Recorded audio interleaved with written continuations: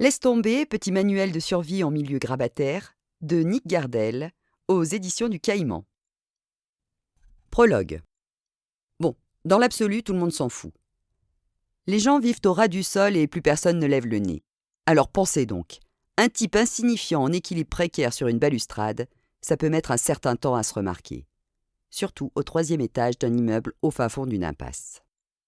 Le numéro 8 de l'allée Auguste Bartholdi. On a beau être en pleine ville, le dernier agent immobilier qui a fait visiter un appartement ici n'avait que le mot calme à la bouche. C'est l'argument massu pour venir s'enterrer dans ce clapier. Une copropriété digne d'un mouroir de la Creuse. En combinant l'âge des occupants, on peut facilement remonter aux croisades ou plus loin encore. Ici, le mètre carré vaut son pesant de grabataire. Des vieux os qui s'accrochent à leurs vieux intérieurs. Quelques kilos d'arthrite sèche empaquetés dans du papier peint fleuri et du merisier ciré. 7 appartements pour 6 solitudes de veuvage. Enfin, 7 solitudes. Il faut aussi que je me compte dans le lot, même si je suis et de loin le plus jeune. Je fais tache dans ce décor de chair ratatinée et osseuse. Celui qui a imaginé Soleil Vert ne connaissait pas vraiment son affaire. Passé un certain âge, il n'y a plus rien à bouffer sur ces antiques carcasses qui découpent l'existence de leurs silhouettes émaciées. Moi, ce n'est pas le même pastis. J'accuse gentiment les kilos surnuméraires. Et quand on est dans ma position, ça peut avoir son importance. La gravité, ça fait joli dans un bouquin de science, mais quand vous l'expérimentez de près de 15 mètres du sol, on la regarde d'un autre œil, la pochade du père Newton. Et puis, la rambarde de ce foutu balcon est loin d'être de la largeur adéquate pour que je me la coule douce, en patientant. Comme Rochefort dans Un éléphant, ça trompe énormément. Encore un film, tiens. C'est le drame de ma vie. Croire que l'existence se cantonne à une succession de scènes irréelles. Comme s'il suffisait de mettre sur pause pour aller pisser et choper de quoi réhydrater la machine. Le cycle des fluides de l'inoccupé.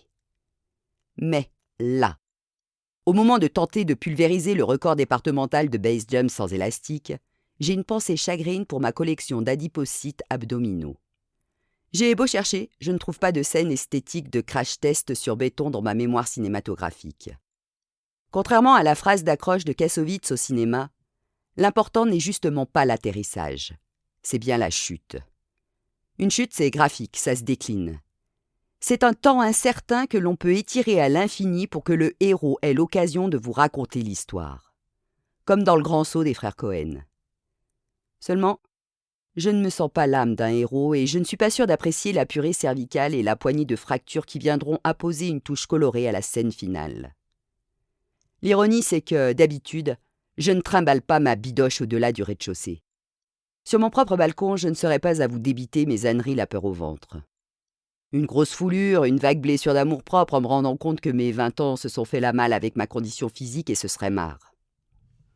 Là, en équilibre sur les 8 cm du garde-fou, je me mets au diapason. Le trouillomètre à l'aune du support, je n'emmène pas large. Alors, je veux bien faire le narrateur, mais je ne suis pas sûre de terminer ce récit sans me vautrer lamentablement. Chapitre 1. Monsieur Spicer, rez-de-chaussée gauche. J'habite le premier niveau d'un petit immeuble en bordure d'un petit centre-ville dans une petite rue. Voilà, répétition comprise. Une existence miniature, dans un contenant sans envergure. Enfin, sans prétention plutôt. Parce que de l'envergure, j'en ai. Je me coltine un bon quintal et demi qui a une fâcheuse tendance à l'expansion. Je prends de la place. Si je buvais autre chose qu'un succès d'année de café, on pourrait dire que j'arbore l'estomac lunaire du consommateur de bière, la physionomie de loublonné. Eh bien, manque de bol, la bière non plus, je n'y ai pas droit. Comme toutes les fantaisies gazeuses. Ça ne m'empêche pas de déborder de mon jean, ni de multiplier les X dans mes tailles de t-shirt. Si le trésor est marqué d'une croix, mes étiquettes feraient piaffer Long John Silver ou Indiana Jones. J'ai la rotondité bonhomme, mais la tuyauterie qui ne fait pas dans le jovial. Non content de vous pourrir la vie sociale, la surcharge s'accompagne de désagréments de tout ordre, aussi variés qu'agaçants. Les gros ont le sourire facile, prétend-on. Il faut le dire vite. Parce que garder un faciès avenant quand vos intestins font des nœuds ou que votre estomac se met en carafe, il faut avoir de l'entraînement, je vous le dis. Je peux cocher toutes les cases des désobligeances pondérales. Souffle court, reflux gastro-œsophagien, les remontées, les descentes et même les menaces diverses et variées sur mon espérance de vie. J'ai toujours été rond, enveloppé, empâté, bien en chair et tous les euphémismes moisis que vous pourriez inventer pour ne pas dire gros. J'ai laissé dériver mon navire corporel jusqu'à la bordure du naufrage de l'obésité. De l'insouciance au déni en passant par la certitude qu'un jour on le payera. Bien sûr, ça vous file un arrière-goût dégueulasse quand vous croisez un miroir ou une photographie, mais on vit avec. Pour peu qu'on arrive à s'éviter le regard de l'autre ou alors qu'on le tient suffisamment à distance. On s'accepte, à défaut, on s'oublie. Puis un jour, on se redécouvre au détour d'une aiguille de balance de salle de bain. On n'a pas fait exprès de monter dessus. On a été présomptueux. Une inconscience de débutant. Mais n'allez pas croire que c'est le point central de mon existence. Ça me définit plus que je ne voudrais, c'est sûr, mais ça ne me résume pas. Il y a des jours où c'est plus prenant. Ces jours où on se réveille en petite forme tout en manquant d'excuses pour justifier ce mal-être.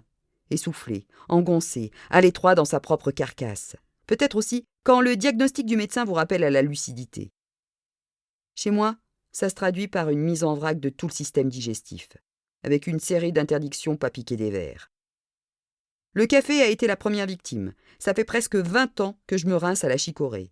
Un breuvage à l'odeur d'herbe brûlée qui déterre le souvenir d'une arrière-grand-mère, jamais vraiment revenue de l'occupation. C'est une potion de remplacement, un moyen de mesurer toute la distance qui existe entre le synonyme et l'ersatz. La chicorée est née d'une mauvaise plaisanterie qui a mal tourné, d'un « t'es pas cap » d'alcoolique, d'une erreur non assumée.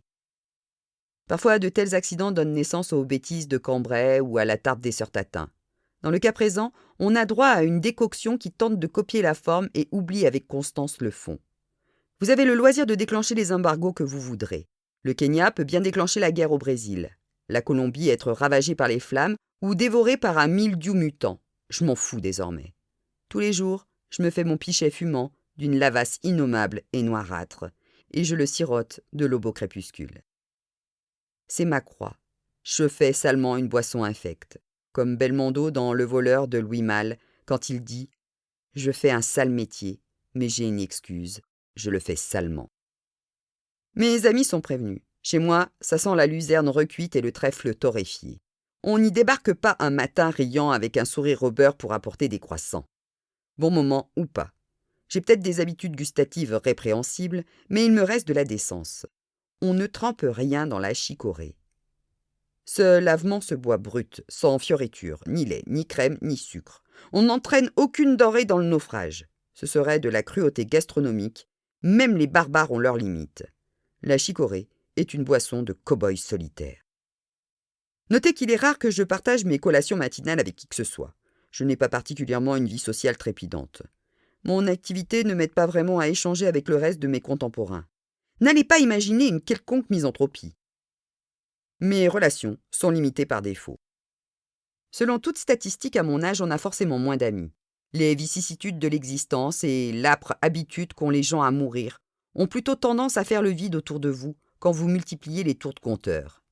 Qui plus est, je ne côtoie pas la joyeuse engeance sans cesse renouvelée des collègues de bureau pour la bonne et simple raison que je ne travaille pas. Ne vous embarquez pas sur les traces de Ken Loach en m'assimilant à la horde grossissante des chômeurs. Gardez un peu de pathos pour vos vieux jours. Je suis rentier. Pas de ces riches oisifs qui se tartinent l'existence de foie gras, interdit, et de champagne, déconseillé. Je mène juste une vie chiche, dépourvue de la nécessité absolue de s'éreinter dans une profession. Je n'ai pas gagné à la loterie non plus. La conjonction d'un héritage et d'une opportunité immobilière m'a mise à l'abri du besoin, sans m'enrichir. Je flotte entre deux eaux. Voilà ce qui me caractérise le mieux finalement. Je suis un gros qui fait la planche. Mon ventre en débordement de surface, dissimulant l'iceberg de mon cul. Mes parents étaient des commerçants dans l'âme. Certains choisissent de faire quelque chose de leurs 10 doigts, eux avaient décidé de vendre le labeur des autres. Ils possédaient une boutique qui changeait d'enseigne en fonction des décennies. Ils ont vendu de la maroquinerie, puis de l'horlogerie, pour finir par tenir un vidéoclub. Aucun rapport, aucune logique dans le passage de l'un à l'autre. Un jour, les sacoches pleines peau, les cartables fantaisie et les porte-monnaies colorés ont laissé la place aux vitrines garnies de cadrans, elles-mêmes finalement remplacées par les jaquettes de films. J'ai été élevé dans l'ombre d'une caisse enregistreuse avec comme horizon de reprendre le pas de porte et d'y imprimer ma marque, d'y trouver le produit que je serais à même de mettre en vente. Les locaux nous appartenaient, il suffisait de choisir ce qu'on voulait y apposer comme destination. Les vieux avaient ça dans le sang, mon père surtout. Peut-être parce que je le regardais avec mes pupilles de môme, mais j'étais émerveillée de ses capacités de transformation. Un véritable caméléon du commerce. Dans la période bagagerie, on aurait juré qu'il était artisan cordonnier, capable de vous réparer la lanière d'un lancel, d'une larme de néoprène ou de vous orienter vers des gants de pécaré plus souples que le chevreau. Ses diagnostics, ses conseils, ses avis étaient toujours marqués au sceau de l'expertise. Il connaissait son métier et avait la délicatesse de maîtriser son sujet. C'était sans doute ce qui l'associait au respect dû à la clientèle, comme autant de valeurs obsolètes. Puis, sans que ça ne gêne personne, il devenait l'année suivante un maître horloger. Loupe vissée sur l'œil et tournevis minutieux en pogne, il faisait sauter le boîtier d'un gousset ou réalignait les maillons métalliques d'un bracelet. Ma mère tenait les comptes, souriait au chaland et faisait les paquets cadeaux. Moi, je grandissais et je prenais du volume entre les rayons. Je faisais mes devoirs dans l'arrière-boutique et j'avais le droit de jouer à la marchande les samedis après-midi. Vous ralentissez le tempo, vous nappez le tout d'une musique sirupeuse et vous obtenez un bon petit clip de propagande sur la douceur du temps jadis. Écœurante vérité jusque dans les détails, dans les films, c'est à ce moment-là que le drame survient. La situation problème, juste de quoi lancer un peu la mécanique pour éviter l'ennui total. J'avais 20 ans quand nous étions passés à l'activité vidéoclub dans le milieu des années 80. L'âge d'or de la VHS, le cinéma à la maison. Soyez sympa, rembobinez, comme dirait Gondry. Mon père était devenu cinéphile branché, citant Lumet, Clouzot, Wilder ou Mankiewicz. Moi, je m'occupais des rayons modernes, faisant le grand écart entre Stallone, Eddie Murphy et Kubrick. J'avais mes amis et mes amours, à l'image de l'amateurisme de la jeunesse commerçante tranchée et définitif, comme un Tarantino ou un Kevin Smith. L'équilibre a duré presque 10 ans. À force de fourguer de la bande magnétique au kilomètre, le paternel a voulu visiter Hollywood, et de là, faire le grand tour de la Californie. Histoire de savoir si l'Ouest américain ressemble bien à celui de Sergio Leone, du temps où il était tourné en Espagne. Ma mère et lui furent parmi les 72 victimes du tremblement de terre de Northridge en janvier 1994. 72 personnes. Ce n'est rien à l'échelle des différentes catastrophes qui ont jalonné l'histoire humaine. Ces deux-là étaient mon univers tout entier. Ils laissèrent un vide que leur gros fils d'une trentaine d'années n'arriverait jamais à remplir. J'ai hérité de mon petit appartement et du magasin. J'ai tenu encore une bonne décennie en négociant tant bien que mal le virage du DVD. Puis un grand groupe de restauration rapide m'a mis sur la table, et un peu en dessous, une offre pour le local commercial. C'était plutôt intéressant. J'ai fait mes comptes. Ça me permettait de cesser de travailler sans crever la dalle, ni bouffer trop ouvertement le capital de secours. Voilà le tableau général. Aujourd'hui, je suis un retraité de 50 balais, installé comme un vieil ado dans le nid familial. J'ai gardé une partie du stock de la boutique, enfin, tout ce que je considère comme regardable. Quand l'inaction m'en laisse le loisir, je ne rechigne pas à visionner quelques trésors cinématographiques. Autour de moi, les choses et les gens ont vieilli. Je suis donc devenu un jeune vieillard au milieu de plus vieux encore. Parce que, je peux vous l'assurer, je fais figure de prime jeunesse parmi la brochette rassie de mes voisins. C'est de la vieille viande, aussi sèche que du cuir. Ils ont tous plus ou moins l'âge de mes parents sans l'escapade fatale sur les terres californiennes. Ceux-là ne voyagent pas. Ils tiennent du coquillage. Cordes et bouchots, ils s'accrochent à leur support et laissent passer les ans comme autant de marées.